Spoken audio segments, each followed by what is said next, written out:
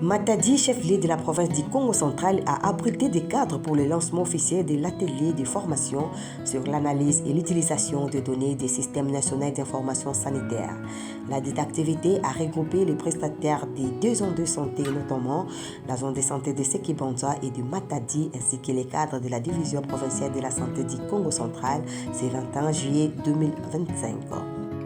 C'est avec un grand plaisir que je déclare officiellement ouvert cet atelier de formation dédié à l'analyse et à l'utilisation de l'information sanitaire par les prestataires que vous êtes.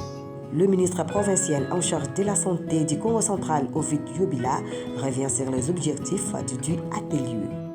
Le présent atelier vise à renforcer les capacités de nos cadres de la division provinciale de la santé, des équipes cadres des deux zones de santé, notamment Matadi et Sekebanza, ainsi que des prestataires des établissements de soins à analyser et à utiliser les données sanitaires pour améliorer la qualité des services. 5 jours durant, les participants sont face à plusieurs modules qui vont leur permettre de bien vouloir faire les analyses et l'interprétation des données pour la bonne prise de décision. Par rapport au module, pour cette formation, il y a eu 4 modules. Le premier module a traité de généralité sur l'utilisation des données. Le deuxième module a traité de l'audit des données, principalement la qualité. Ça, nous avons donné le troisième module qui concerne la présentation, comment présenter les données des indicateurs. Le quatrième module, c'est le module sur l'analyse des données. Comment ils doivent analyser. Et là, quelques participants livrent leurs impressions au micro du magazine Écho de la ville. Dans la santé, la gestion de l'information est très cruciale. Mais il y a beaucoup de principes quant à ces informations arrivent au niveau des structures sanitaires qui sont collectées au niveau de la zone de santé. Mais ces informations doivent être cohérentes sans pour autant avoir des données aberrantes. Mais aussi, nous devons avoir les informations dans un ensemble et à temps pour avoir des prendre des décisions rapidement afin d'agir et de prévenir la population à de multiples maladies. C'est comme ça que nous sommes ici dans cet atelier pour que nous puissions avoir une idée, être formés sur la gestion des données, la collecte, la gestion de ces données-là, comment les stocker, comment analyser les données, mais aussi comment il faut transmettre les données à la hiérarchie. Tout cela est important pour que nous puissions améliorer notre riposte lorsqu'il y aura, n'est-ce pas, des épidémies ou d'autres maladies qui peuvent survenir. Alors, en fait, c'est juste les problèmes de données, parce que les données proviennent de la base. Nous avons les enseignements ici par rapport à ces données-là.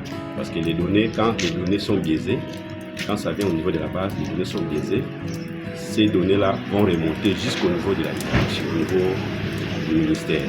Donc, on nous apprend comment on fait des analyses de ces données-là, à partir de la base jusqu'au niveau de la division provinciale. Ce que nous faisions et ce qu'on a eu, et nous avons senti qu'il y a eu des écarts. Mais les écarts du fait qu'on tenait les réunions de monitorage pour analyser les problèmes et dégager les causes et proposer des solutions.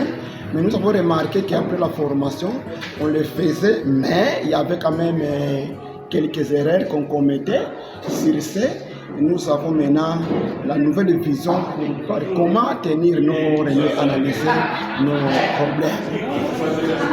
Vraiment, cette formation a été bénéfique pour moi et pour tous les idées en général parce que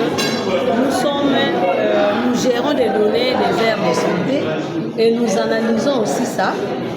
C'est pourquoi nous sommes très enchantés pour recevoir un plus dans cette formation. Vraiment, cette formation, pour moi, c'est très bénéfique et très important. Vraiment, j'aime parce que ça m'a encore ajouté un plus pour moi encore entrer en profondeur, faire l'analyse des données. Vraiment, c'est très important. Ça a suivi les travaux des groupes où la participation était bonne, nous en dit plus Dr Yvette Tundolela. Cette fois, nous avons eu dans une même salle des cadres du niveau provincial, des cadres du niveau de la zone de santé et des prestataires. Et donc, ils ont été formés ensemble et la participation a été indépendante des niveaux. Tout le monde a participé activement.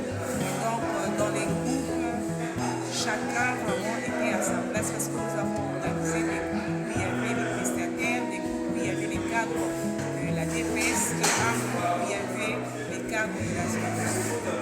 Et en tout cas, c'était formidable. Et les résultats du post-test ont montré qu'il y a une meilleure perception et une meilleure compréhension de l'analyse et l'utilisation.